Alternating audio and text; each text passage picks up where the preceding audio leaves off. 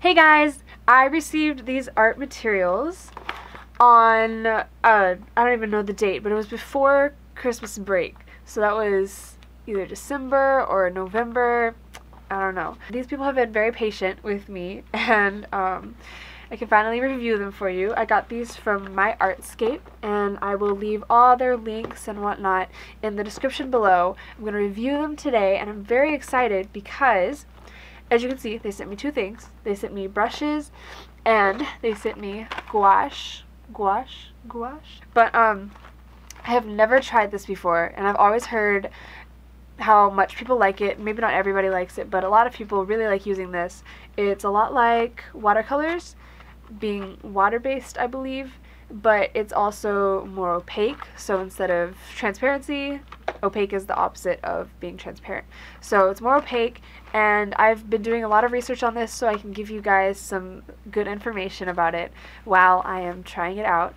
And I'll also let you know what I think about the brand and what I think about the paintbrushes they gave me. So stay tuned and let's see what I create with these.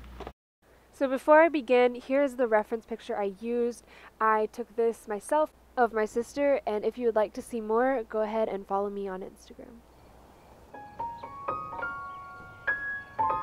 The paper I'm using for this video is Canson watercolor paper.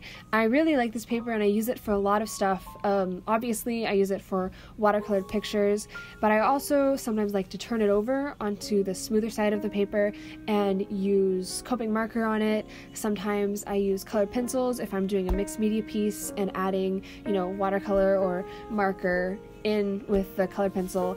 And I just typically really like thick paper, and it definitely has a nice thickness to it, so I thought it would be perfect for this project. Some other surfaces that you can use gouache on include illustration board, masonite, or masonite, I am not sure how to pronounce that, but I'm reading this off of the box, a multimedia art board, clay board, basically anything that is a sturdy type of paper. So as usual, I started with the background just because it makes it easier to paint the foreground over the background. And for the background, I created a wash, much like watercolors. I added water to the gouache paint, and I really like that it's versatile like that. You can make it like watercolors by adding water to it, but then it's also kind of like oil paint if you don't do that, and it blends very well like oil paint does, and it can also dry brush like acrylic paint. Some more facts about gouache: as I mentioned before, it is more opaque than transparent watercolors are. It is thick, so the paper doesn't usually show through it unless you add water to it.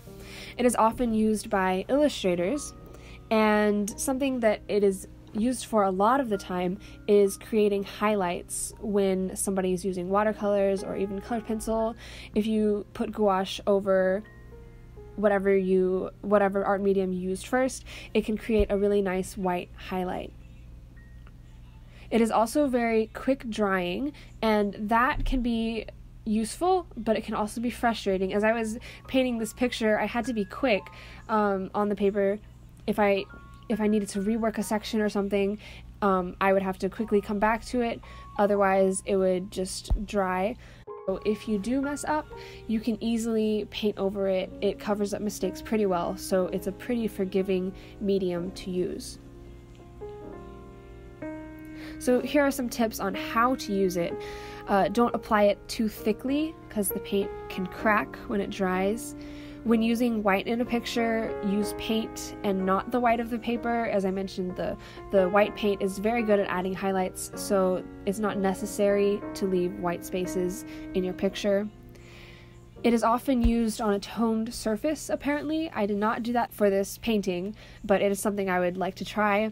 I assume this is because the colors don't really show much of the paper underneath, and this can help the picture really stick out from the background of the toned paper. It is often used specifically for paintings that need a solid color, or if it's being painted on top of something else to cover it up. So as for the benefits, I've mentioned a lot of these already. It is very thick, it has a nice solid color, it has really nice rich color tones. It's easy to paint light colors over dark colors. It is very versatile, so you can use water to thin it for a more watercolor consistency, or you can just not do that and it'll be more like a little bit more like acrylic or oil paint. It can paint on a variety of surfaces, some of which I mentioned at the beginning of this video. And finally, of course, it is pretty forgiving. You can go over your mistakes.